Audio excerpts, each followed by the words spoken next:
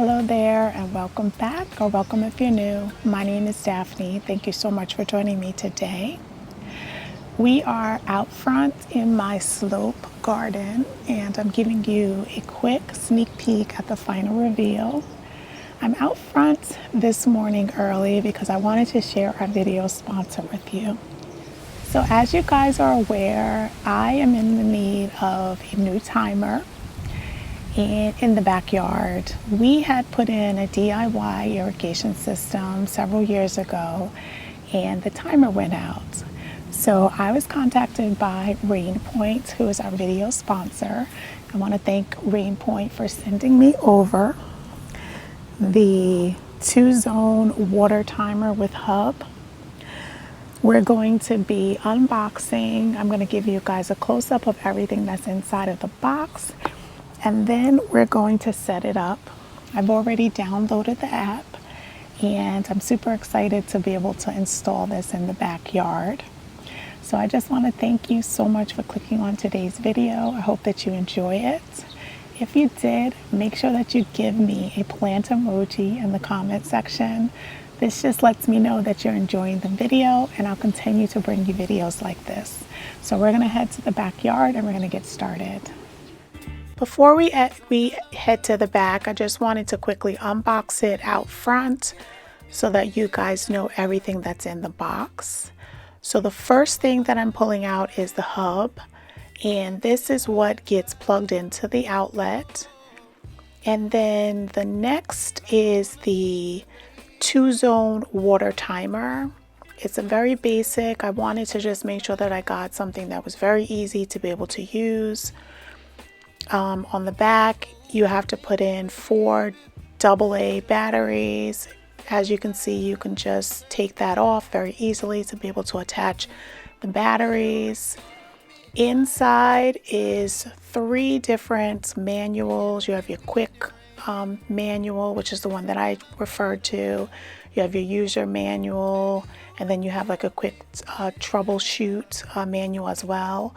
So you definitely have the information coming to you in multiple ways, depending upon how you like to absorb information. And then there was just some threading, some tape thread, and a couple of additional washers, which come in really handy. This is the overview of everything that's inside of the kit. And now we're going to head to the back so that we can plug in the hub and get it situated. I am plugging it into this outlet, which is a waterproof outlet, but it does say in the instructions to make sure that you plug it on the inside, but make sure that it's close to the unit itself. I'm holding down the button for 10 seconds for the blue light to come on. That way it is activated. I already downloaded the app, so now I'm just going to attach that device to the app so that I'll be able to do my programming.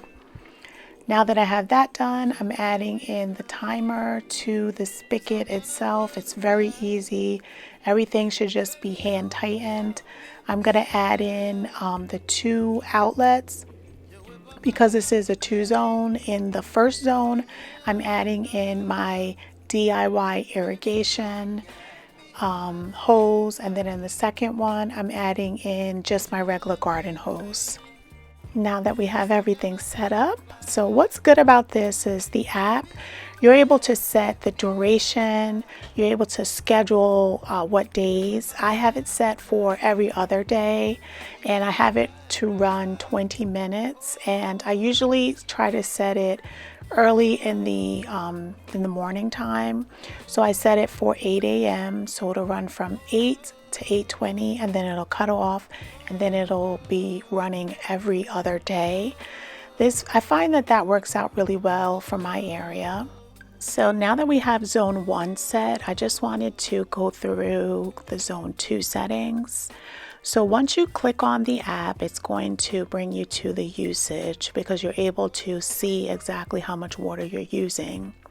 Now, because I'm just starting, it's at 0, and I'm just going to click to the next part where it has your relative, forecast. And it's 0% rain. If it had a high percentage of rain, you can do a rain delay. I just cycled through, I'm going to be doing it manual, but I did select a cycle soak and the duration of 30 minutes. And you're able to set it however you like. I'm just putting up again everything that is in the kit. The app is great because you're able to utilize it and save and conserve as much water as possible. So I do suggest you checking out, the options that they have on the site for different types of watering options. So I just want to thank RainPoint again for sponsoring today's video. So this is where we left off in part one. Those are the stones that we pulled out.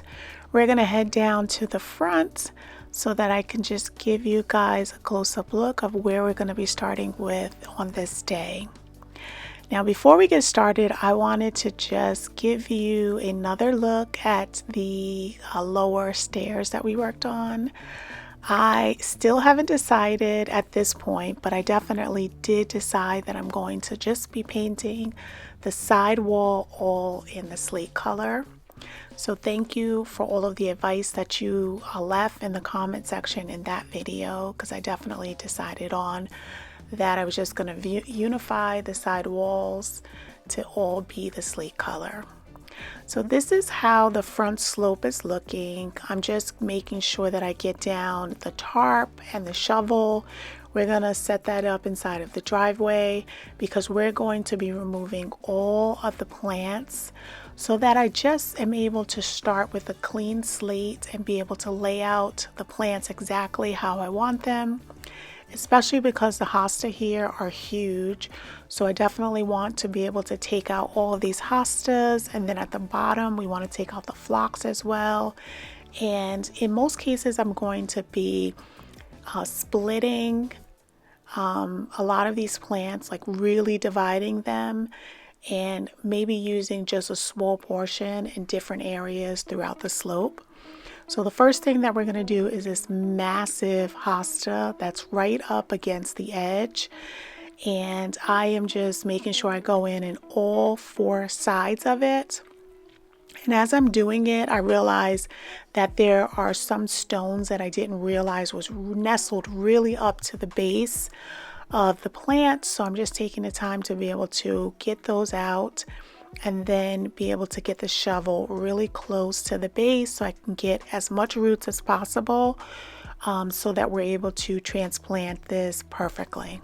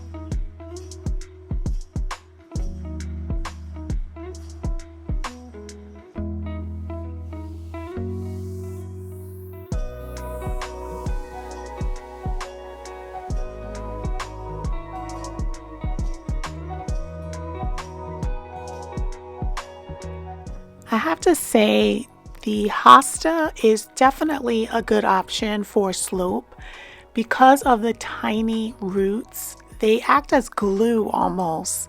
So when you're going to remove them, you really have to make sure that you get fully under all of the roots, really pry it up because, as I said, it acts like glue, all of the roots. So it's really good for erosion prevention.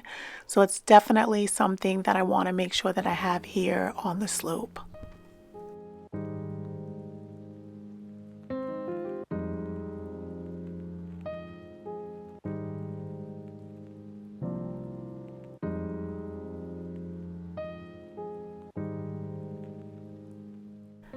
Now the phlox is also something that I want to make sure that I keep here.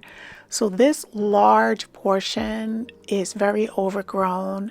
It was just one plant, so I'm taking the time to be able to get really underneath all of this spread and be able to divide it. I think I divided it into 4 separate plants, but it was only one plant here.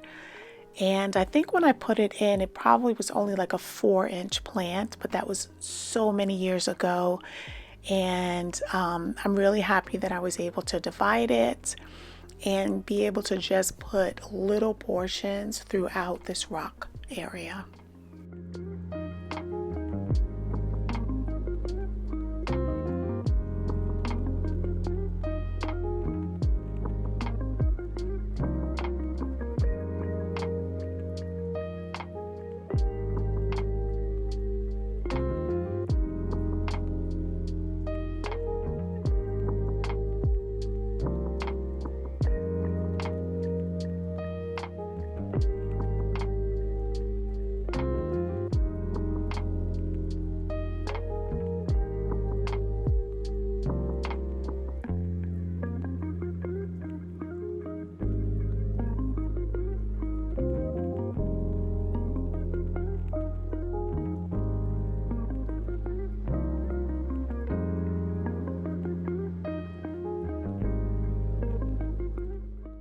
So I know a number of you had left comments in part 1 that you were also doing a rock garden.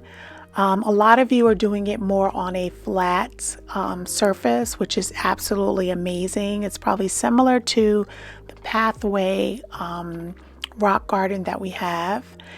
And I think that any area in your landscape that you're able to add a little interest through some hardscape is definitely something that is very pleasing to the eye, just because you're able to give something a little more like a special touch. Because most of the time we just, focus in on different types of plants, but when you're able to add in a beautiful boulder or cluster of rocks, it just looks amazing because it adds a different texture that you wouldn't normally expect to see.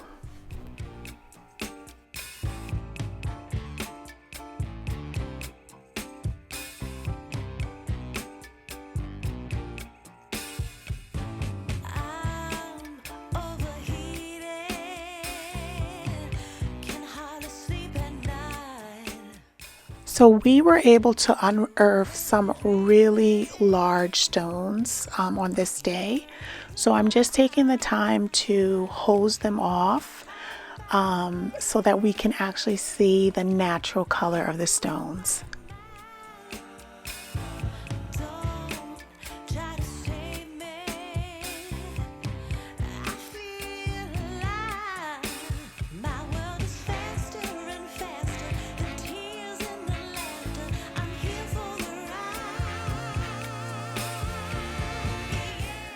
I went and grabbed my lobbers because there are some really large roots inside of this slope.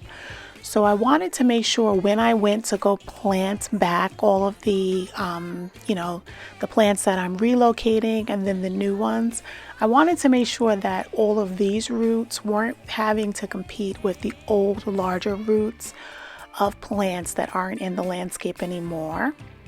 So what I did was I went and I grabbed the plants that I shared with you guys in part 1. So we had picked up 2 additional hostas, and we're grabbing some of the stones and we're just, be able to put them into the spots that we think might look nice. As well, I am dividing up some of the larger hostas that we already had in the landscape that I had relocated. And then we're just going to add in these 3 sedums that we also picked up at Lowe's. And then I picked up 2 salvia as well. And I'm going to give you guys close-ups so that you can see each of these varieties. And then on the screen, I'm going to make sure that I put up the actual name of each of them in case you're interested.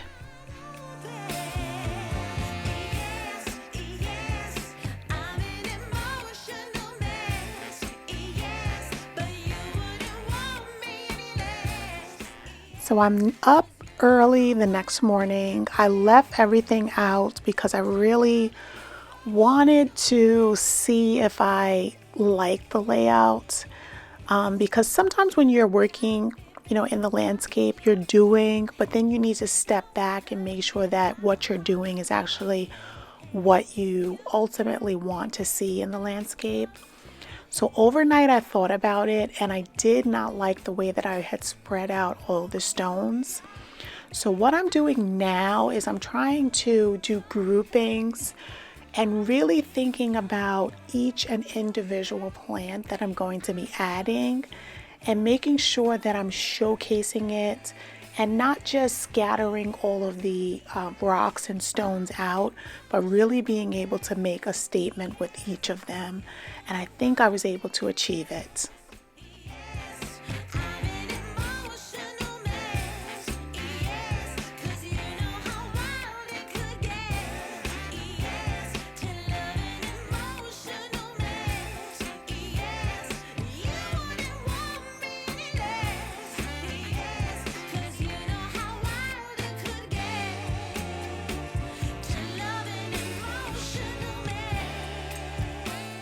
So what I realized is that I like to have stones touching throughout.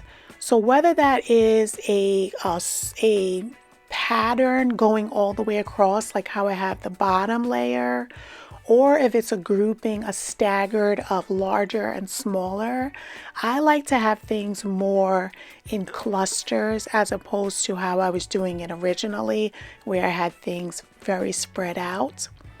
And I also like to make sure that I have some laying down and some standing up, and to just have a little more interest in the landscape. I'm also relocating the plants. So I decided to have all 3 of the sedums that I'm adding all clustered together. And then the 2 salvia that I'm adding clustered together. And also the hosta, I have it more like in a wave, so it's like a drift now as opposed to just being dotted into the landscape. So I really like the way that I'm able to add everything in on this day, and I think that this layout is much better. Now I have to say, this is just a starting point. I didn't want to plant it out totally because I want for it to evolve over time. So this is just the foundation. I'm definitely going to be adding a lot more color and texture over time, but I did want to start with these plants and be able to totally clean up the landscape and then add on gradually. So let me know down below how I did. What would you have added? Do you have any other suggestions that will complement what I've already started with? So now that we have everything laid out, I'm going to go in with a little fertilizer, and I'm using bone meal. I've been using it this whole season.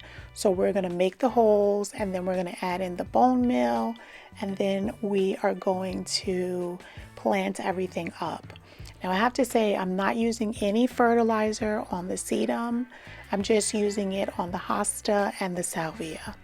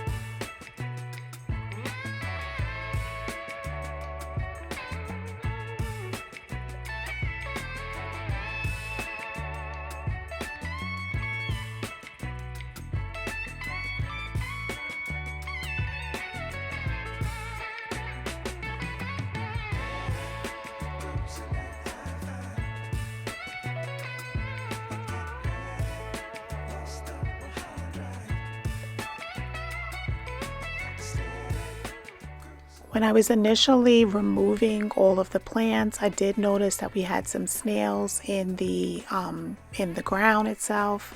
So what I'm doing is I'm going in with some snail and slug bait so that we can avoid any damage in the future.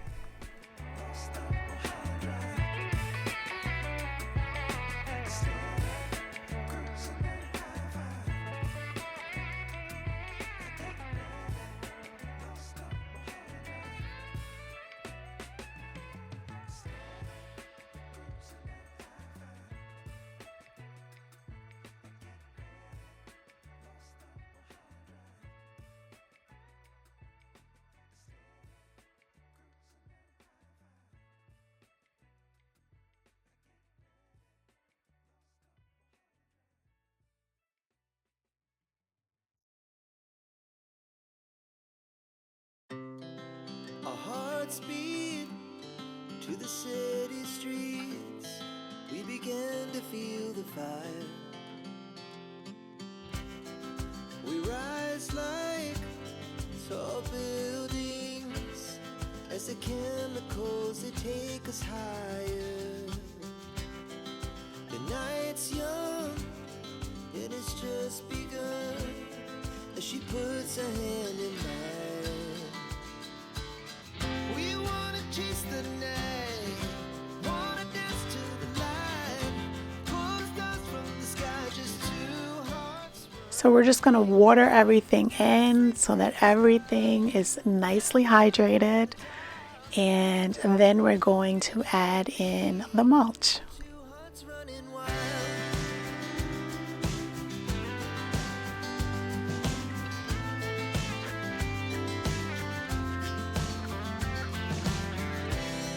Now the morning is the afternoon. We lay awake in bed. The laughs so loud as the hours pass. We're gonna do it all again. We wanna chase the night, wanna dance to the light, pull stars from the sky, just two hearts running wild. Never sleep, never stop, as we shout from the top. We're gonna be, we're gonna be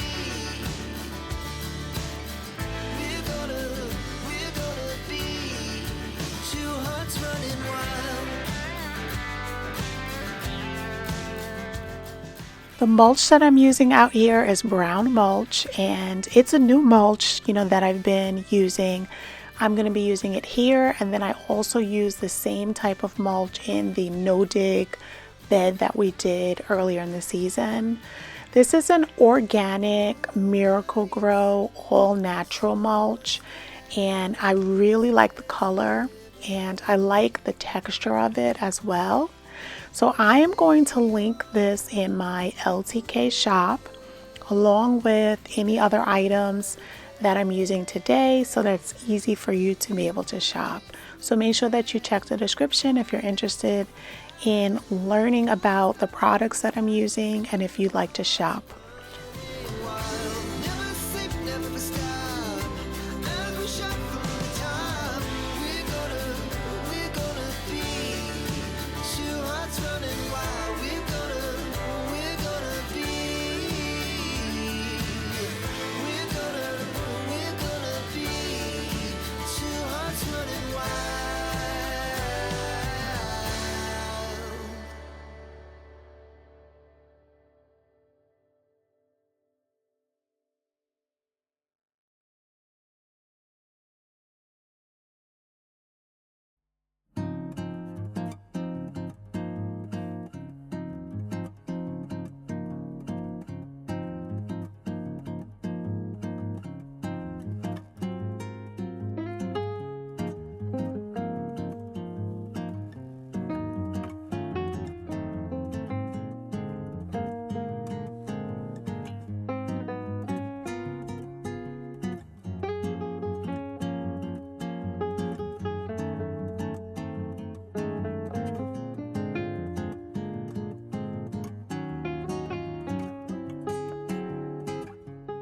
So along the edge, what I'm doing is digging up any stones that is embedded, and I'm adding in a thick layer of mulch up top.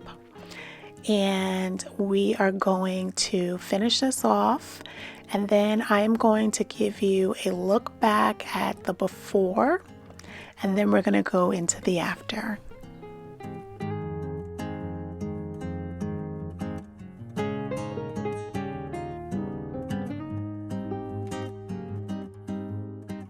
So I hope that you can appreciate the jungle that we started with and then the after. I want to thank you so much for joining me today. If this is your first time by, I hope that you found yourself welcome. I hope that after watching this video, you are comfortable and that you'll subscribe to the channel and you'll come back for another video. I truly appreciate all of my current subscribers. And also, if you're visiting for the first time, I appreciate the support and I hope that you enjoyed today's video. Until the next time, have a blessed day.